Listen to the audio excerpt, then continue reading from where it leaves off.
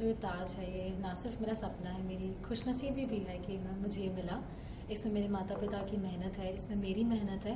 तो ये कहना तो शायद सही नहीं होगा कि ऐसे ही किसी दिन सोचा और आज मुझे ताज मिल गया और पता नहीं कैसे मिल गया। इसके पीछे बहुत सारा खून, बहुत सारा पसीना, बहुत सारा सब्र और बहुत सारा भगवान पे भरोसे के बाद मुझे मिला है। और ये कहना चाहूँगी कि आप अगर कुछ भी सपना देखते हैं तो उसमें एक लॉजिक ज़रूर होता है कि यार इस वजह से आप ये सपना नहीं पूरा कर सकते। या मेरे केस में देखें तो मैं उज्जैन से थी और किसी ने किया नहीं था उसके पहले मिस इंडिया। मेरा ऊपर एक्चुअली इतने सारे लोगों का हाथ नहीं था जो मुझे गाइड कर पाए कि मिस इंडिया में क्या करना चाहिए क्या नहीं करना चाहिए। पर अगर आप किसी चीज़ को ठान लेते हैं ना तो ऊपर वाला अपने आप रास्ते बनाते ले जाता है। ऊपर वाले के ऊपर तो कुछ है नहीं, तो अपने आप रास्ते बनते जाते हैं, अपने आप आपके दरवाजे खुलते जाते हैं और आपको पता भी नहीं चलता कब आप आपका सपना जी रहे होते हैं। बिल्कुल। और आई थिंक यही वो है टाइम है कि जिसकी वजह से आज हम यहाँ पर बैठे हैं, आपका इंटरव्यू कर रहे हैं। सो आप ये बताइए कि ये कब से सोचा आपने कि मिस इंडिया में पार्टिसिपेट करना चाहिए और ये आपकी तैयारी कब से चल रही थी? वैसे तो ये ख्याल मेरे दिमाग में बहुत बचपन से ही आ गया था, क्योंकि जब मैं छोटी थी तो मेरी मम्मी मुझे फैंसी ड्रेस कंपटीशन में मिस इंडिया बना के भेजा करती थी। तो उस वक्त तो मुझे उस चीज़ की कीमत उतनी नहीं पता थी कि एक मिस इंडिया होना होता क्या है, एक ताज सिर पे रखना क्या होता है। मुझे बस इतना पता था कि मुझे स्टेज पे रहना बहुत अच्छा लगता है, मुझे ये ताज पहन के चलना और ऑडियंस के सामने बोलना और फिर जीत जाना फैंसी ड्रेस कंपटीशन मुझे बहुत अच्छा लगता है। तो मुझे मिस इंडिया बनना है। वहाँ से लेके यहाँ तक के सफ़र में मुझे मिस इंडिया की वैल्यू एक तो समझ में आई, उसकी रिस्पॉन्सिबिलिटी समझ में आई। और जब मैं ग्रेजुएशन कर रही थी मेरे कॉलेज में, मैं रंगमंच से जुड़ी हुई हूँ, तो मैं 7 सालों से थिएटर कर रही हूँ। तो थिएटर के दौरान मुझे अपने बारे में एक चीज़ ये पता चली कि मुझे कहानियाँ कहने का बहुत शौक़ है और मेरे अंदर एक भारत माता के लिए एक जुनून है। तो मुझे लगा कि इस बार भारत माता की कहानी कहते हैं, ना किसी शेक्सपियर के कैरेक्टर की, ना किसी कालिदास की रचना की, पर भारत माता की। इसीलिए मैं मिस इंडिया में आई। सो अब तक कितने किरदार कर लिया, थिएटर प्ले कर लिया? आपने मुझे बताया कि सीता का आपने किया है, एंड कौन कौन से किरदार को आपने प्ले किया है अभी तक? मैंने कई सारे किरदार प्ले किए। मैंने मराठी नाटककार एक बहुत बड़े विजय तेंदुलकर जी, उनके विरासत नाटक में अम्मा का कैरेक्टर किया जो मुझे बहुत पसंद है। मैंने अगर हमारी माइथोलॉजीज़ की तरफ जाया जाए तो रामलीला में सीता का किरदार तो मैं 5 साल से निभाती आई रही हूँ। मैंने कृष्ण लीला में राधा का किरदार किया है। मैंने 2 नाटकों का निर्देशन भी किया है और इसी तरह से कुछ 60 के करीब मैंने नाटक अपने जीवन में करे हैं, कभी प्राइमरी कैरेक्टर्स में तो कभी कोरस बन के भी, पर मेरा रंगमंच के साथ साथ हमेशा जुड़ा रहा है।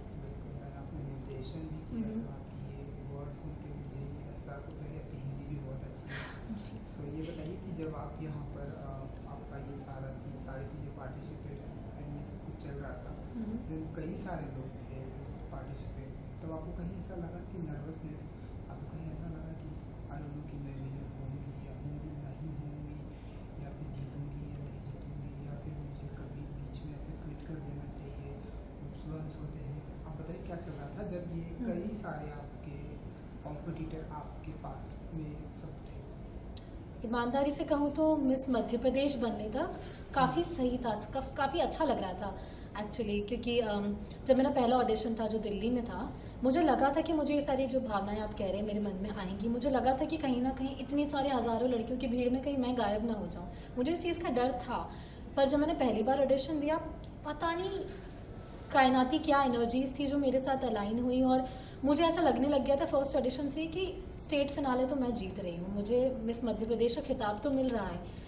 अपनी कॉम्पिटिटर्स जो लड़कियाँ थी, अपनी जो साथ वाली लड़कियाँ थी, उनसे मिलने से पहले ही मुझे पता था कि मुझे फीलिंग आ गई थी कि मैं मिस मध्य प्रदेश तो बन रही हूँ। लेकिन जब मैं मिस मध्य प्रदेश बनी उसके बाद हमारी बहुत डिटेल में ट्रेनिंग स्टार्ट हुई, हमारी बातचीत स्टार्ट हुई और मैंने देखा कि 30 स्टेट से जितनी भी कंटेस्टेंट्स आई थी सभी काफ़ी खूबसूरत, काफ़ी इंटेलिजेंट और सबकी लाइफ काफ़ी इंस्पिरेशनल रही थी। तो मुझे कहीं ना कहीं लगा कि कहीं मैं खो ना जाऊँ, इस जगह में कहीं खो ना जाऊँ, और क्या पता मैं जो सपना लेके आई हूँ, क्योंकि सभी वो सपना लेके आए हुए थे, तो जो डिज़र्विंग होगा वही जीतेगा। तो कहीं ना कहीं एक दिमाग में था कि हो सकता है कि मैं शायद नहीं जीतूँ। और बीच में कई बार ऐसे मोमेंट्स आए भी जब मुझे लगा कि नहीं, ये मेरे लिए नहीं है या मैं नहीं कर पा रही हूँ। पर उस समय पे मुझे लगता है कि उन लोगों को हमें देखना बहुत ज़रूरी होता है जिन्हें आप में विश्वास होता है, जिन्हें आपको बचपन से देखा होता है। तो मैं अपनी मम्मी से कॉल करके बात कर लिया करती थी, बहुत हैक्टिक शेड्यूल होता था, लेकिन मैं मम्मी से ज़रूर बात कर लेती थी। तो मम्मी की बातों में मुझे एक आश्वासन हमेशा मिलता था कि बेटा कुछ नहीं होगा तो तजुर्बा होगा, इसलिए जो कर रही है उसमें 100% अपना दिल लेके कर और भगवान सही सब कुछ सही करेंगे। और मेरे पापा मुझसे कहते थे कि बेटा तो मुझसे अगर 1000 रुपये मांगने आएगी तो मैंने तुझे 1000 रुपये दिए, देता हूँ मैं। तो मैंने कहा पापा 1000 तो देते हो, कभी कभी ज़्यादा भी दे देते हो।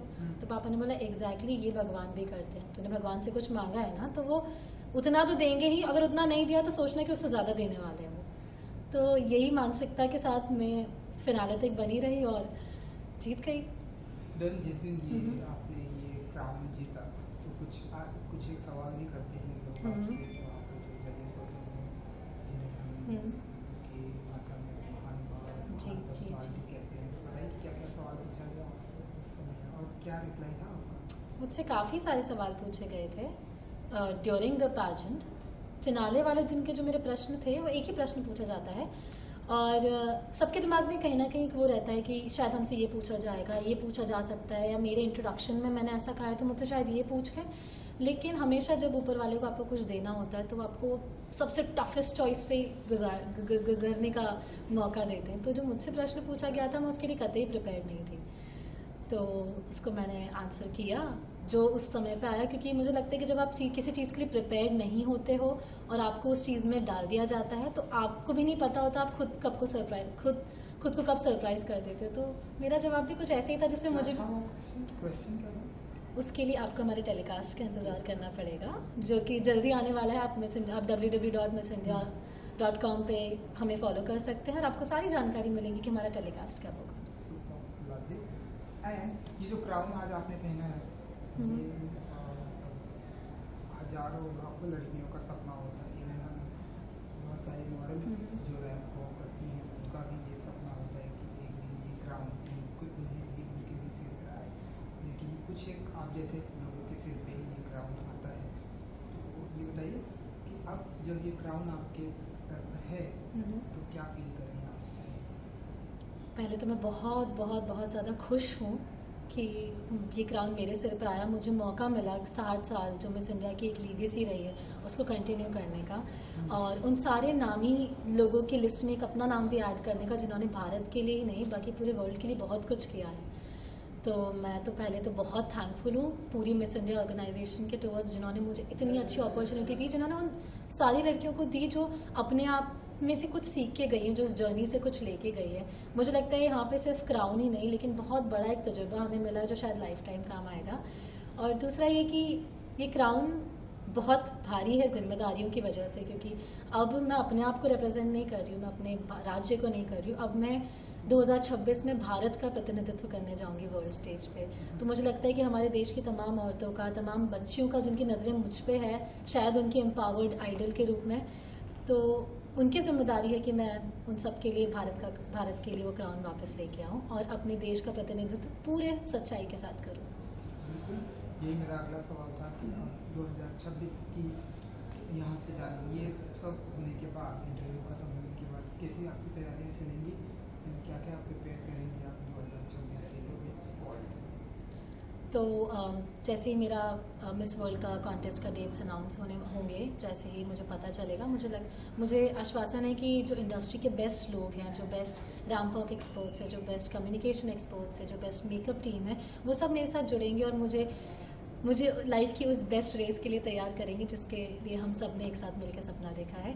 और मैं वेट नहीं कर सकती उन दिनों के लिए जब मेरी ट्रेनिंग स्टार्ट होगी। लेकिन उसके पहले मुझे लगता है कि क्योंकि ये सक्सेस बहुत रातों रात मिली है, ऐसा है एकदम से छोटे शहर से आने के बाद थोड़े बहुत फॉलोअर्स थे, आज बहुत ज़्यादा नाम हो गया है, बहुत सारा लोगों से प्यार मिल रहा है, सपोर्ट मिल रहा है। तो मेरा बस एक यही रहेगा कि मैं अपने आप को ज़मीन से जोड़े रखूं, क्योंकि यही बेस्ट प्रिपरेशन हो सकती है जो मैं मिस वर्ल्ड के लिए सबसे पहले स्टेप के रूप में कर सकती हूँ। बिल्कुल।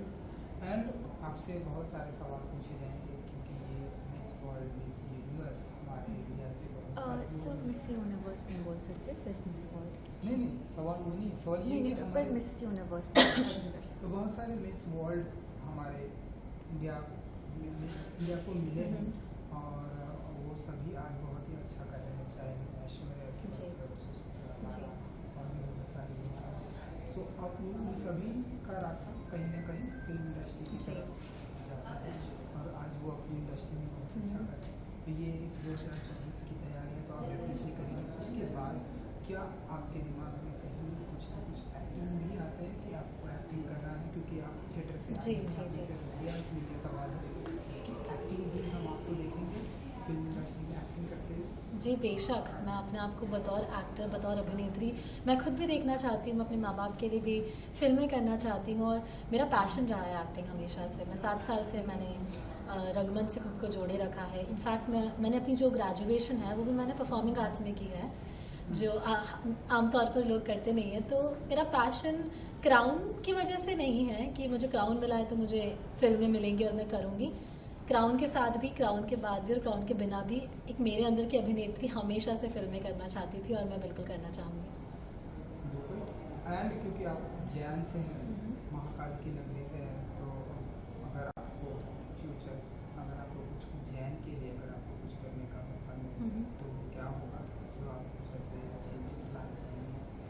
मुझे लगता है उज्जैन की संस्कृति बहुत रिच है। उज्जैन के लोग आज भी बहुत, आप देखेंगे तो बहुत ज़मीन से जुड़े हुए लोग हैं। ऐसा नहीं है कि वो मॉडर्निटी में या फिर प्रोग्रेस में विश्वास नहीं करते हैं। उज्जैन बहुत डेवलप हो रहा है, बहुत प्रोग्रेस कर रहा है। एजुकेशन से लेकर एम्प्लॉयमेंट तक हर सेक्टर में उज्जैन का डेवलपमेंट है।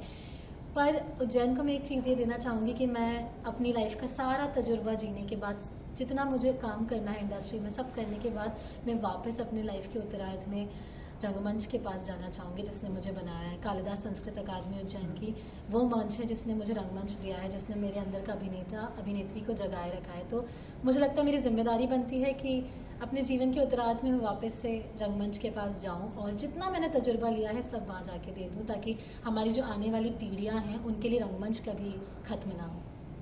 एंड एक सवाल जो मैंने पूछना था भूल गया कि what was your mom dad reaction when उनको पता चला कि आप विनर हो गई हैं, रामना आपके पास है, एंड क्या वो यहाँ उस टाइम पे अवेलेबल थी, आपने फ़ोन किया, क्या कुछ हुआ अगर आपको बता सकें?